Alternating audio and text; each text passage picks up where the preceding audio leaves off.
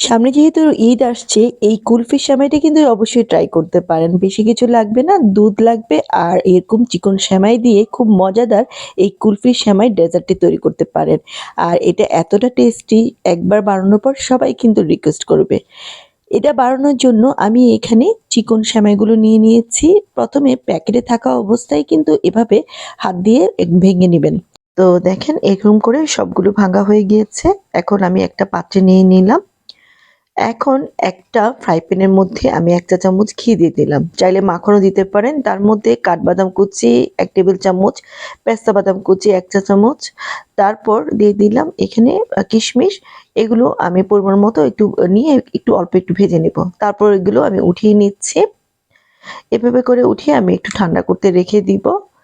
এই কাজগুলো ১ম এ করে রাখলে কাজটা কিন্তু একটু সুবিধা হয়। তারপর সেই ফ্রাই প্যানের মধ্যে আবারও ১ টেবিল চামচ ঘি দিয়ে তাতে এই সেমাইগুলো আমি অল্প, অল্প করে ভেজে নিচ্ছি।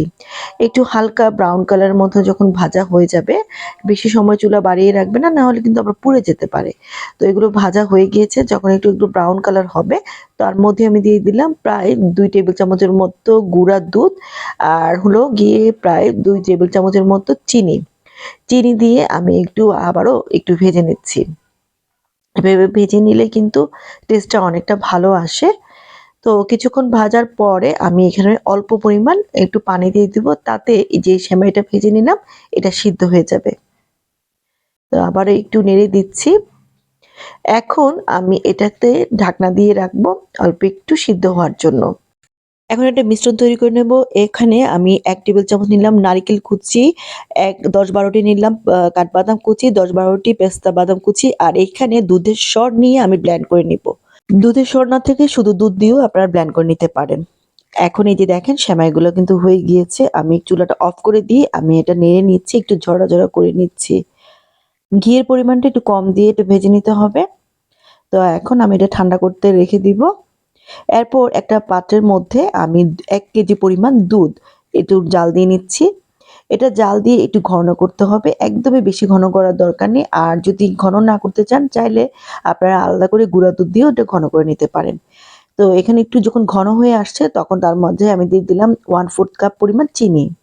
তারপর সেই যে মিশ্রণটা আমি ব্লেন্ড করেছি তার মধ্যে দিয়ে দিলাম ১ চা চামচ কর্নফ্লাওয়ার আর ২ চা চামচ কাস্টার্ড পাউডার দিয়ে আমি আবারও একটু মিশ্রণটা ব্লেন্ড করে নিচ্ছি চামচ দিয়ে। তো ভালো করে মিশিয়ে নিতে হবে। এখন আমার যেই মিশ্রণটা চিনি দিলাম আমার কিন্তু একটু ঘন হয়ে কমে আসছে আপনারা দেখতেই পাচ্ছেন। তারপর এর মাঝে আমি চুলা আঁচটা একটু কমিয়ে রেখে আমি সেই মিশ্রণ যেটা তৈরি করলাম নারিকেল বাদামের সেটা অল্প, অল্প করে দিয়ে দিলাম। যেহেতু এখানে কর্নফ্লাওয়ার আর কাস্টার্ড পাউডার আছে একটু পরেই কিন্তু একটু ঘন হয়ে আসছে। এই যে দেখেন এটা কিন্তু সুন্দর ঘন হয়ে আসছে। ঠান্ডা হওয়ার পরে কিন্তু এটা আরো ঘন হয়ে যাবে। তো ২-৩ মিনিট আমি একটু জাল দিয়ে চুলাটা আমি বন্ধ করে দিব ঠান্ডা হওয়ার জন্য। এখন একটা সার্ভিং ডিশের মধ্যে আমি অল্প একটু ঘি লাগিয়ে নিচ্ছি। এই যে প্রায় ১ চা চামচের মতো। তারপর যেই সেমাইটা আমি এখন একটু আগে ভেজে নিলাম, সেটা আমি অল্প, অল্প করে ভিজিয়ে নিচ্ছি। তো আপনারা পরিমাণ মতো একটু অল্প পরিমাণ একটু আমি লেয়ার করে নিব যেহেতু ৩-৪ টা লেয়ার হবে। তো এভাবে আমি একটা চামচ দিয়ে ফ্ল্যাট করে নিলাম। তারপর যেই আমি দুধের মিশ্রণটা তৈরি করেছি ক্রিমটা, সেটা আমি এখানে উপর দিয়ে দিচ্ছি। দেখেন অনেকটা ঘন হয়ে আছে তবে এটা একদমই ঠান্ডা হয়নি, একটু গরম আছে। তারপর আবারও পুরোটা দেওয়ার পরে এটার উপরেও আমি অল্প, অল্প করে সেই সেমাইগুলো দিয়ে দিচ্ছি। এভাবে করে কিন্তু কয়েকটা লেয়ার তৈরি করতে পারেন। চাইলে আবার অল্প লেয়ারও তৈরি করতে পারেন। তো আবারও আমি এটা সেমাই দেওয়ার পরে উপরে আবার সেই যে মিশ্রণটা ক্রিমটা আমি আবারও এখন দিয়ে দিচ্ছি। সুন্দর করে দিয়ে দিবেন আর এটা একদমই জোরে চাপ দিয়ে রাখার কিছু নেই। তো আমি আবারও এখান দিয়ে এই ৩ নাম্বার যে সেমাইয়ের লেয়ারটা সেটা দিলাম।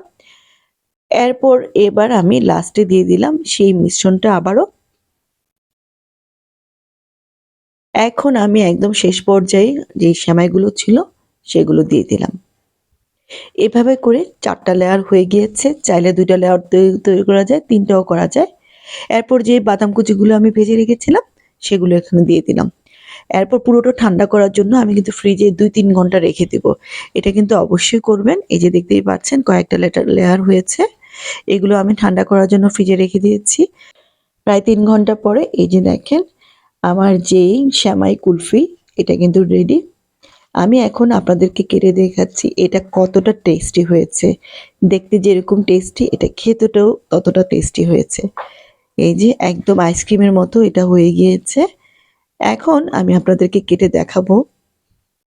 আসলে এটা খুবই অল্প সময়ের মধ্যেই কিন্তু তৈরি হয়ে যায়। একটু ফ্রিজে ঠান্ডা রাখলে খেতে বেশি ভালো লাগে, গরম অবস্থাও খাওয়া হয়ে যায়। তো আমি এখন আপনাদেরকে কেটে সবগুলো দেখিয়ে দিলাম। এটা যখনই বানাবেন এই ঈদে সবাই আপনার রেসিপিটি পছন্দ করবে। আশা করি আজকের এই রেসিপিটি সহজ লেগেছে। ভালো লাগলে লাইক দিবেন, কমেন্ট করার অনুরোধ রইল। আবারও হাজির হব। সবাই ভালো থাকবেন। আল্লাহ হাফেজ।